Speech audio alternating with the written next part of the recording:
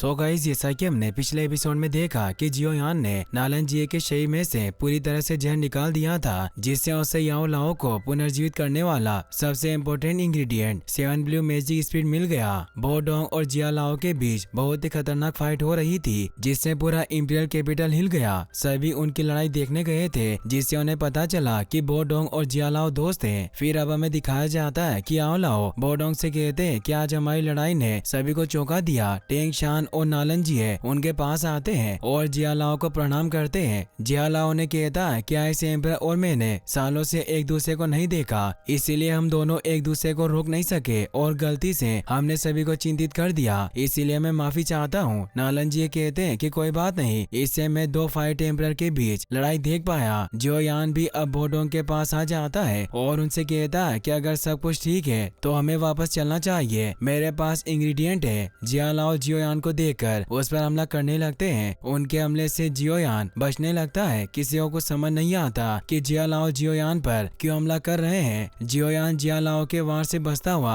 अपनी purple flame को activate कर लेता है और उनके सेंट टोर्नेडो को खत्म करने लगता है। अब वो अपनी वैक्यूम पाम टेक्निक से उन्हें पकड़ लेता है, मगर वो सेंट में बदलकर जियोयान पर हमला करने लगते हैं, पर बो डोंग उन्हें रोक देते हैं और कहते हैं कि काफी है। जिया लाओ हंसते हुए कहते हैं कि मैं बूढ़ा हो रहा हूँ, एक जवान आदमी को देखकर मैं खुद को हमला करने से नहीं रोक सका। और वो जियोयान से कहते हैं कि मुझे आशा है कि तुम मुझे ब्लेम नहीं करोगे। जियोयान कहता है कि मैं आपको दोष नहीं दूंगा, बल्कि इसे एक आशीर्वाद के तौर पर लूंगा। मुजान सभी से कहता है कि क्या जियोयान ने जिया लाओ के हमले को चकमा दे दिया। यू इससे गुस्सा हुई कहती है कि मेरे दादाजी को हर कोई आसानी से छू नहीं सकता, तुमने देखा नहीं मेरे दादाजी ने उस पर दया दिखाई। जिया लाओ बो डोंग से कहते हैं कि तुम कुछ सालों से गायब थे, पर मुझे पता चला कि तुमने अपना एक मजबूत स्टूडेंट ढूंढ लिया है जिसे तुम ट्रेन कर रहे थे। बो डोंग कहते हैं कि मैं वास्तव में इसके जैसा छात्र चाहता था, पर ये शर्म की बात है कि मेरे क्वालिफिकेशन इतने नहीं है कि मैं इसे सिखा सकूं। सभी से हैरान होते हैं। जिया लाओ सोचते हैं कि आखिर इस बच्चे के पास ऐसी कौन सी एबिलिटी है जो बो डोंग भी इसका मास्टर बनने के योग्य नहीं है। और वो बो डोंग से कहते हैं कि क्या मैं तुम्हारे मास्टर का नाम जान सकता हूँ, शायद हो सकता है कि मैं उसे जानता हूँ। जियोयान उन्हें कहता है कि मास्टर मुझे अपनी पहचान बताने की कभी भी अनुमति नहीं देते, इसीलिए मैं आपको उनका नाम नहीं बता सकता। मास्टर खुद को दूसरों से अलग दिखाना नहीं चाहते और वो पहाड़ों पर रहते हैं। जियोयान कहता है कि अगर तुम इंपीरियल कैपिटल में आए हो तो तुम जरूर एल्केमिस्ट कॉन्फ्रेंस में भाग ले रहे होंगे। जियोयान कहता है कि मैं सिर्फ यहाँ मजे करने आया था। बो डोंग सभी से कहते हैं कि आज के लिए इतना ही, अब आप सब जा सकते हैं। और वो जियोयान को वहाँ से चलने को कहते हैं। जियोयान सभी को प्रणाम करके वहाँ से निकल जाता है। बो डोंग से पूछते हैं कि क्या तुम्हें 7 ब्लू मैजिक स्पीड मिल गया, तो जियोयान उन्हें 7 ब्लू मैजिक स्पीड निकाल कर दिखाता है। बो डोंग उसे कहते हैं कि जिया लाओ मुझसे स्ट्रॉन्ग हो गया है और मेडुसा से लड़ते वक्त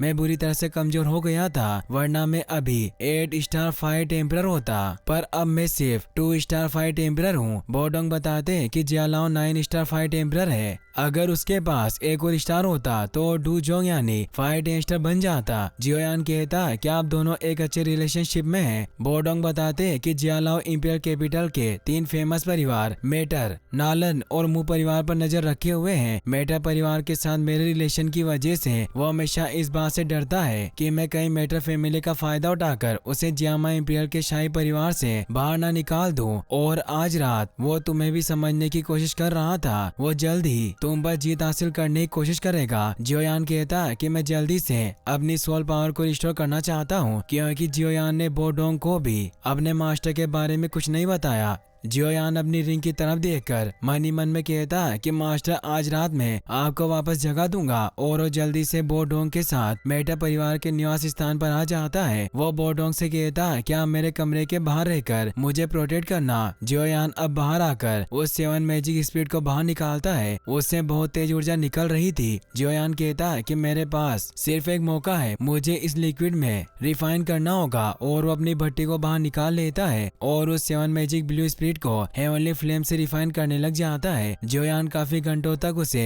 रिफाइन करता रहता है। वहीं फिर हमें चूयून एम्पायर के एल्केमिस्ट को दिखाया जाता है। यह वही एल्केमिस्ट होता है जिसे जियोयान ने शिप पर देखा था। उसका नाम यानली होता है। वो कहता है कि मैंने अपने प्लानिंग के हिसाब से सब कुछ तैयार कर लिया है और अब जियामा एम्पायर के सभी एल्केमिस्ट को मुझसे फेल होने से कोई नहीं रोक सकता, और अब वो उस क्लब से निकल जाता है। तभी हम मेटर फैमिली के एक जासूस को भी देखते हैं जो यानली के पीछे होता है। वहीं जियोयान अभी भी 7 मैजिक ब्लू स्पीड को रिफाइन करने में लगा हुआ था। इतनी देर मेहनत के बाद वो इंग्रेडिएंट अब लिक्विड का रूप लेने लगता है। जियोयान कहता है कि इंग्रेडिएंट वास्तव में सोल पावर को रिस्टोर कर सकता है। मेरी हेवनली फ्लेम के साथ भी इसने इतनी देर तक अपना रियल फॉर्म बनाए रखा। अब वो पिल बनकर तैयार हो जाती है, पर वो बहुत ही पावरफुल पिल थी जिससे उसका कोर भी काफी मजबूत था। पर जियोयान कोशिश करके उस पिल को बाहर निकाल लेता है और उस पिल को अपने मास्टर की रिंग में डाल देता है, जिससे उस रिंग में से चिलिंग फ्लेम निकलने लगती है। जियोयान कहता है कि इस पिल ने काम किया और अब वो रिंग जियोयान के बॉडी से बाहर निकल जाती है और वो कहता है कि मास्टर क्या आप जाग गए हैं। वो रिंग हिलने लगती है और एक तेज ओरा निकलता है। बाहर ओल्ड लिंग भी जियोयान पर नजर रख रहा था।